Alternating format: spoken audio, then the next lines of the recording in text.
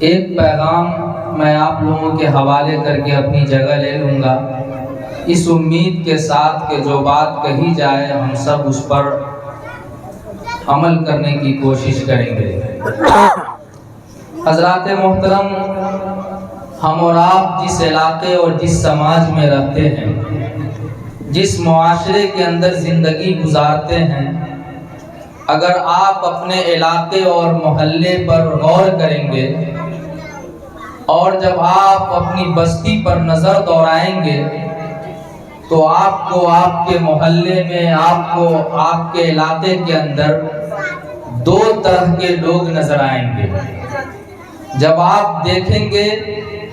تو آپ کو دو طرح کے انسان نظر آئیں گے۔ آپ کو ایک ایسا آدمی نظر آئے گا جس کے پاس اللہ رب العزت نے اور جس آدمی کو اللہ رب العزت نے بے پناہ دولت کا مالک بنایا ہے، کسی چیز کی کمی نہیں ہے اس کے پاس۔ زندگی گزارنے کے لیے اس آدمی کو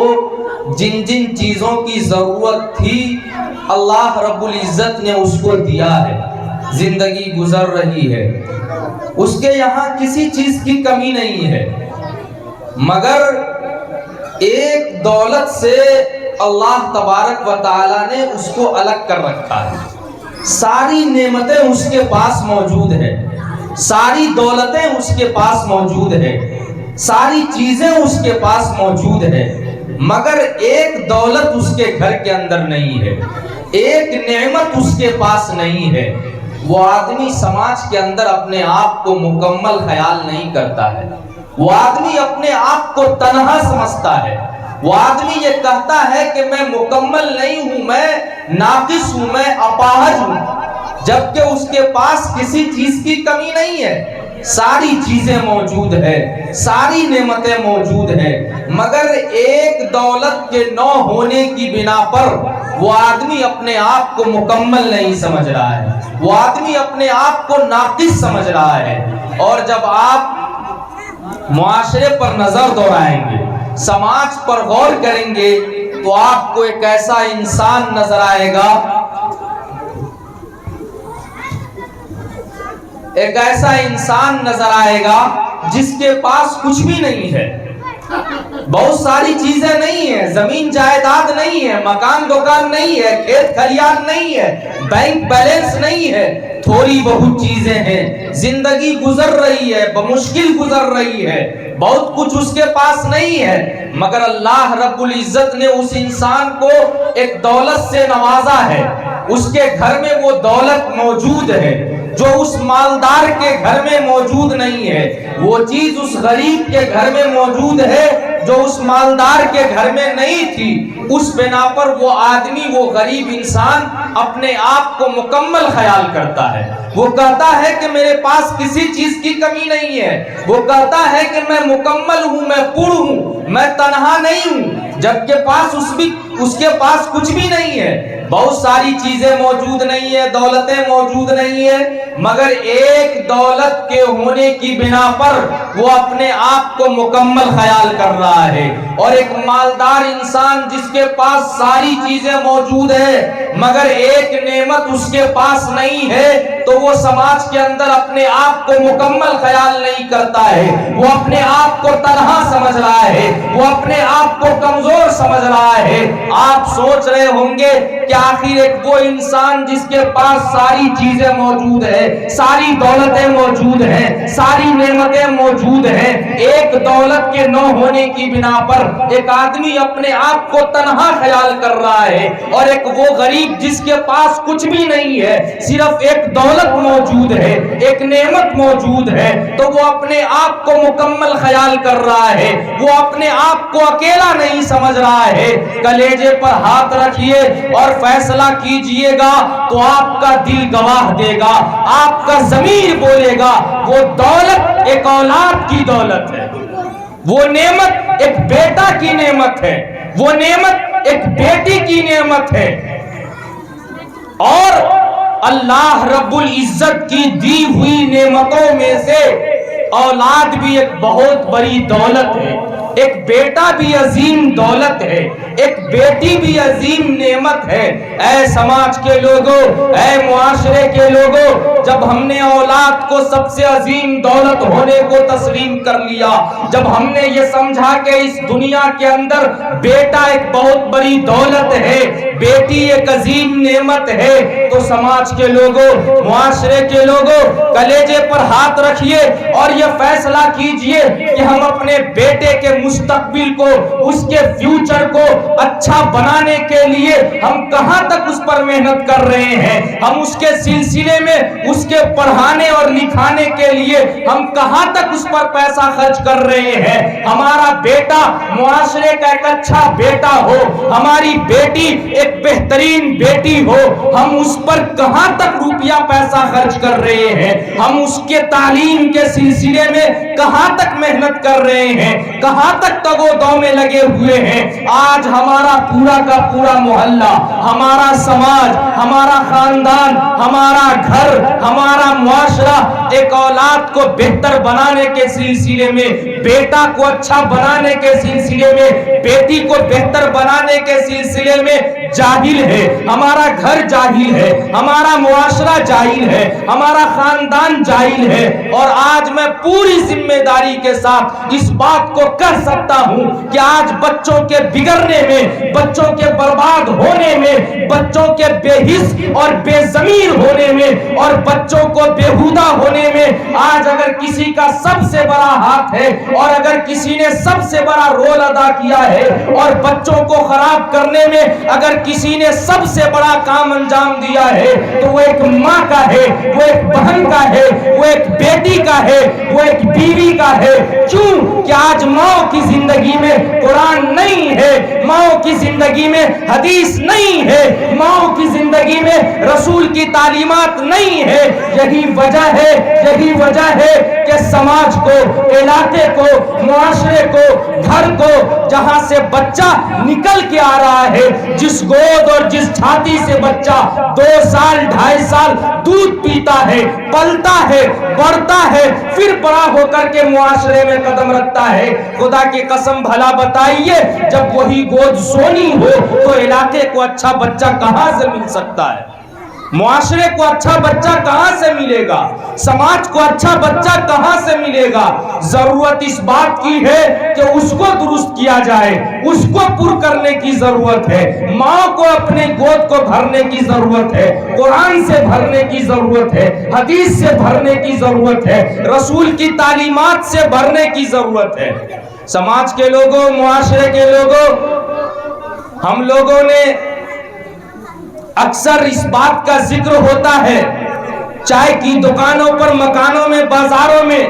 کہ فلاں کا بیٹا برباد ہو گیا، فلاں کا پوتا خراب ہو گیا۔ میاں فلاں کا پوتا اور بیٹا برباد کیسے ہو جاتا ہے؟ وہ حاجی بھی ہے، نمازی بھی ہے، تب جا کے اس کا بیٹا اور پوتا برباد کیسے ہو جاتا ہے؟ غلطی فلاں کی نہیں ہے بلکہ غلطی وہاں ہو رہی ہے جہاں سے بچہ نکل کے آ رہا ہے، جس گود اور جس چھاتی سے بچہ دودھ پی کر کے پلتا اور بڑھتا ہے، جس گود میں بچہ پرورش پاتا ہے، وہی گود سونی ہے، وہی گود اجڑ چکی ہے۔ اس پر محنت کرنے کی ضرورت ہے، اس کو درست کرنے کی ضرورت ہے، اس کو صحیح کرنے کی ضرورت ہے، وہاں بہتر بنانے کی ضرورت ہے۔ تب جا کر کے ہمارا معاشرہ اچھا ہوگا، تب جا کر کے ہمارا سماج بہتر ہوگا، تب جا کر کے ہمارا گھر اچھا ہوگا۔ اب کرنا کیا ہے؟ کرنے کو کیا کام ہے؟ جو باپ بن گئے وہ تو بن گئے، جو ماں بن گئی وہ تو بن گئی،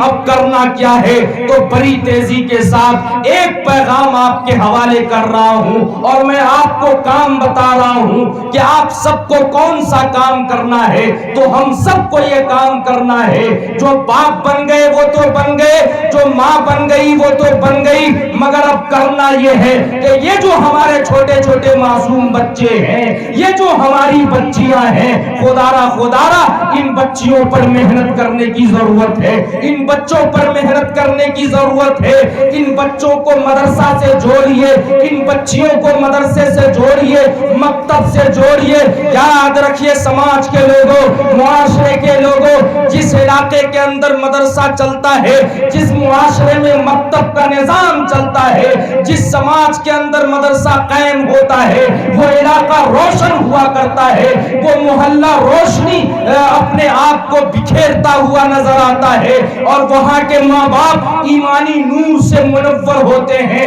اللہ تبارک و تعالیٰ کا شکر ادا کیجئے کہ اللہ رب العزت نے آپ کو مدرسے جیسی عظیم دولت سے نوازا ہے۔ اس دولت کی قدر کیجئے، اس نعمت کو سمجھئے اور اپنے بچے کو مدرسے سے جوڑیے۔ یہ دارالعلوم صدیقیہ، یہ جو مدرسہ آپ کے یہاں قائم ہے، آپ یہ نہ سمجھیں کہ یہ مدرسہ کون سی تعلیم ہمارے بیٹے اور بیٹی کو دینے کا کام کر سکتا ہے، اس مدرسے سے کتنا بڑا سبق پڑھایا جا سکتا ہے۔ نہیں سماج کے لوگوں، یہ مدرسہ بہت بڑا کردار ادا کر رہا ہے۔ اس مکتب کو کم نہ سمجھیے، مدرسے کو کم نہ سمجھیے، اس عظیم دولت کو پہچانیے اور اپنے بیٹے اور بیٹی کو مدرسہ سے جوڑیے، مکتب سے جوڑیے، اور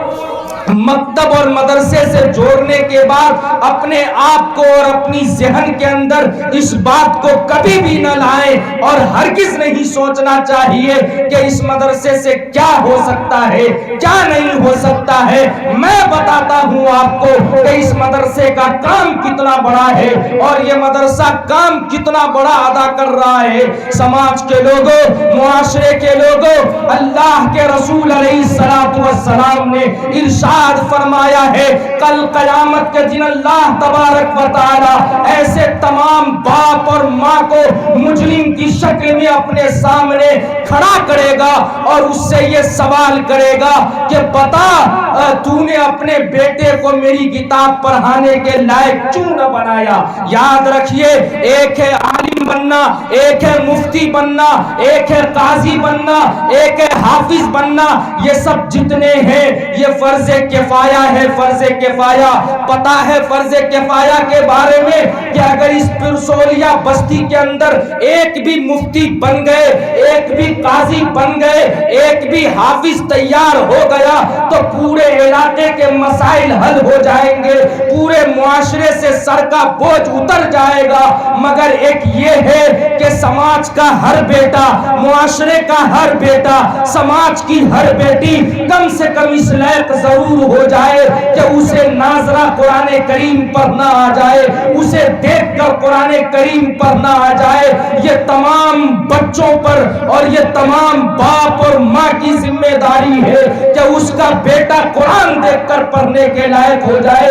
اگر کسی باپ نے، اگر کسی ماں نے اپنے بیٹے اور بیٹی کو اس لائق بھی نہ بنا سکا کہ اس کا بیٹا دیکھ کر قرآن پڑھنے والا ہو جائے، تو اللہ رب العزت ایسے باپ اور ماں کو اپنے سامنے مجرم کی شکل میں کھڑا کر کے اس سے یہ سوال کرے گا، اور یہ ناظرہ قرآن کریم، یہ دیکھ کر قرآن کریم کو پڑھانا، یہ سب کہاں ہوتا ہے؟ یہی مدرسہ ہے، یہی دارالعلوم صدیقیہ ہے۔ اسی مدرسے کے اندر آپ کے بیٹے کو قرآن پڑھایا جاتا ہے، آپ کے بچے کو ناظرہ قرآن کریم پڑھایا جاتا ہے۔ اس لیے اس مدرسے کو کم نہ سمجھیں۔ اور دوسری بات یہ بھی کہ آپ یہ مت سوچیں کہ یہ مدرسہ جس کا ہے وہ جانے، اس کا کام جانے، یہ مدرسہ تو میرا نہیں ہے، میرا کیا اس سے لینے دینا۔ یاد رکھیے سماج کے لوگوں، معاشرے کے لوگوں، مدرسہ کسی ایک کا نہیں ہوتا ہے، مدرسہ سب کا ہوتا ہے۔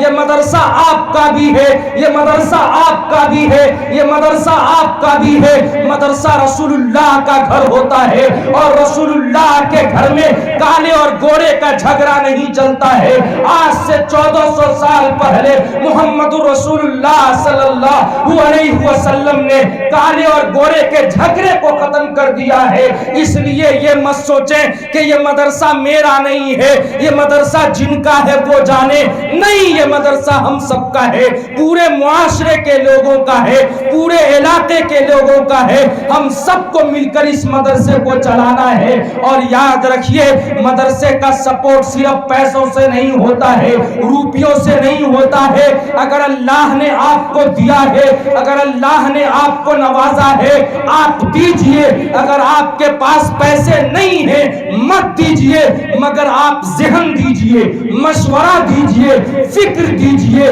بہترین فیصلہ دیجئے۔ مدرسے کا سپورٹ صرف پیسوں سے نہیں ہوتا ہے، بلکہ اگر آپ مدرسے کے حق میں بہترین مشورہ دیتے ہیں یہ اس کی بھی ضرورت ہے، بہترین سوچ دیتے ہیں اس کی بھی ضرورت ہے۔ ان سب چیزوں کے ساتھ اپنے آپ کو قدم سے قدم ملا کر کے یہ دارالعلوم صدیقیہ کی عظمت کو سمجھنا ہے، اور اس مدرسے کی عظمت کو سمجھنا ہے، اور اس مدرسے کی اہمیت کو سمجھنا ہے۔ سماج کے لوگوں، معاشرے کے لوگوں، آئیے بڑی تیزی کے ساتھ آپ یہ سمجھتے ہیں کہ دارالعلوم صدیقیہ کے پاس نہ تو کوئی بہترین کمرے ہیں، نہ بلڈنگیں موجود ہیں، نہ زیادہ زمین پڑی ہوئی ہے۔ اس چھوٹے سے مدرسے سے ہمارا بچہ کتنا بڑا کام کر سکتا ہے، ہمارا بچہ کتنا بڑا بن سکتا ہے، میرے بچے کو کون سا سبق پڑھایا جا سکتا ہے۔ میں بتاتا ہوں آپ کو،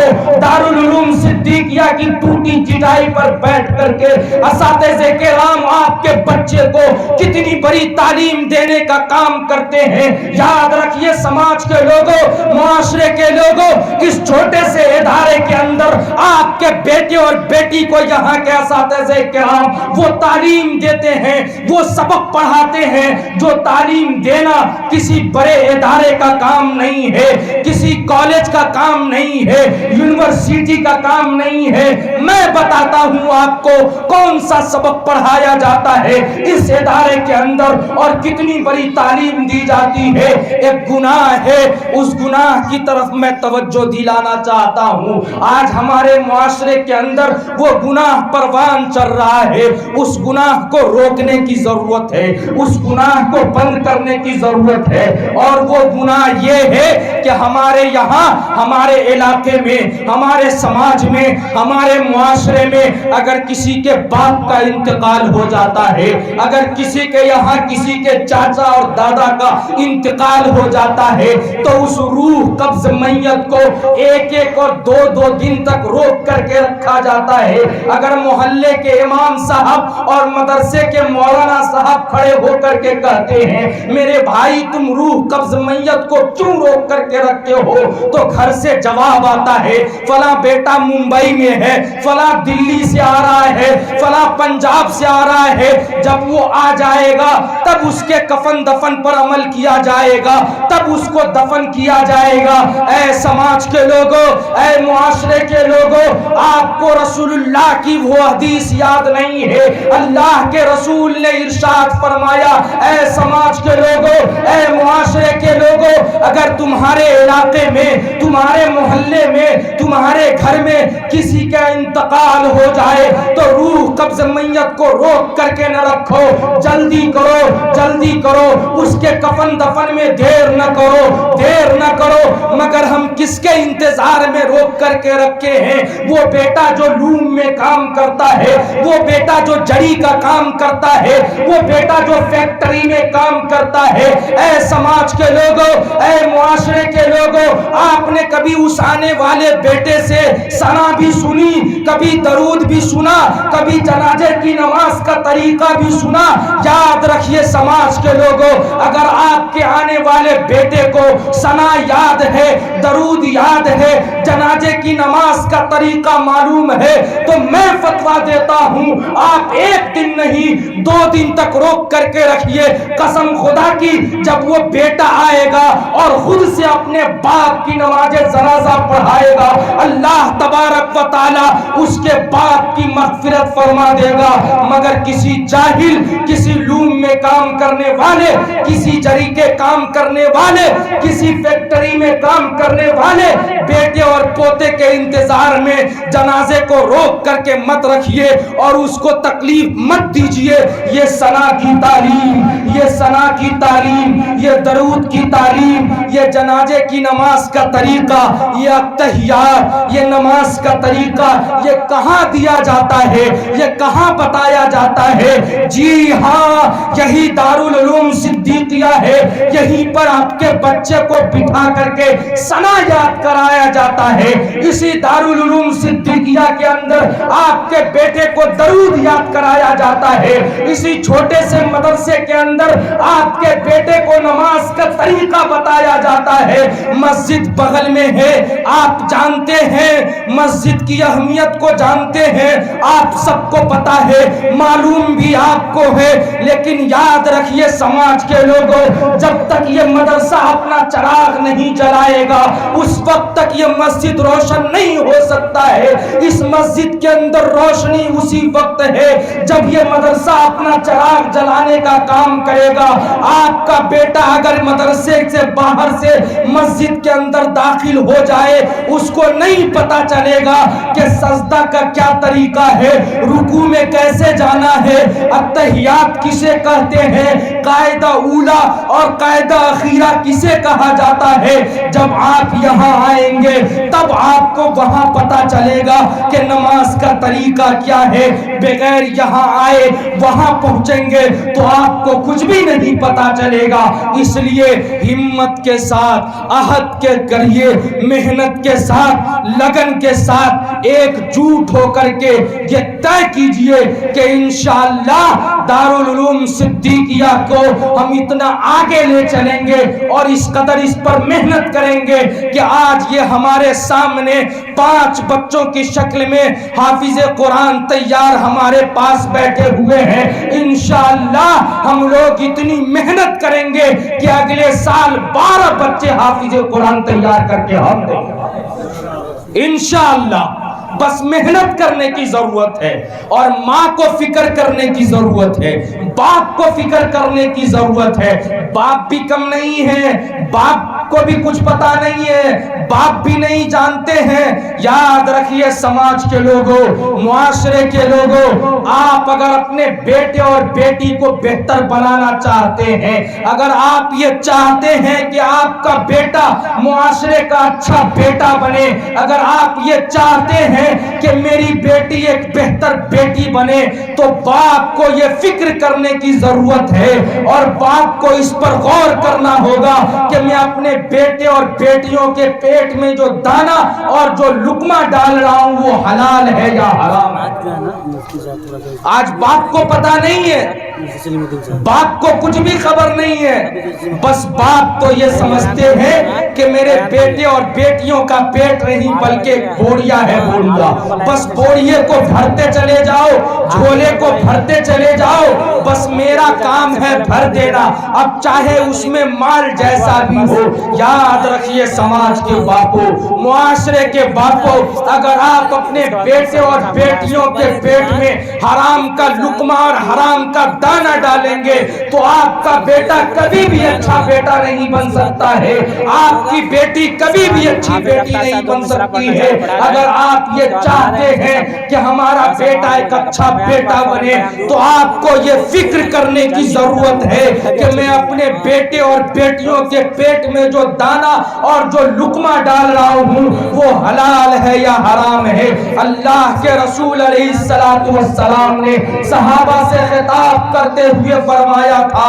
اے صحابہ کی جماعتوں, یاد رکھو, یاد رکھو, تمہارے جسم کے اندر گوشت کا ایک لوتھڑا ہے, تمہارے جسم کے اندر گوشت کا ایک حصہ ہے, اگر وہ بگڑ جائے تو سب بگڑ جائے, اگر وہ سنور جائے تو سب سنور جائے. آقا صلی اللہ علیہ وسلم نے, صحابہ کرام نے ارشاد فرمایا, یا رسول اللہ, ہمارے ہمارے جسم کے اندر گوشت کا وہ کون سا حصہ ہے، ہمارے جسم کے اندر گوشت کا وہ کون سا لوتھڑا ہے جس کے بارے میں آپ ارشاد فرماتے ہیں کہ اگر وہ بگڑ جائے تو سب بگڑ جاتا ہے، اگر وہ سنور جائے تو سب سنور جاتا ہے۔ آقا صلی اللہ علیہ وسلم نے صحابہ سے ارشاد فرمایا وہ دل ہے، وہ دل ہے، ہاں ہاں وہ دل ہے کہ جب دل بگڑتا ہے سب بگڑ جاتا ہے، جب دل سنورتا ہے سب سنور جاتا ہے۔ ارے میاں جب دل بگڑتا ہے تو انسان کی آنکھیں بگڑتی ہے،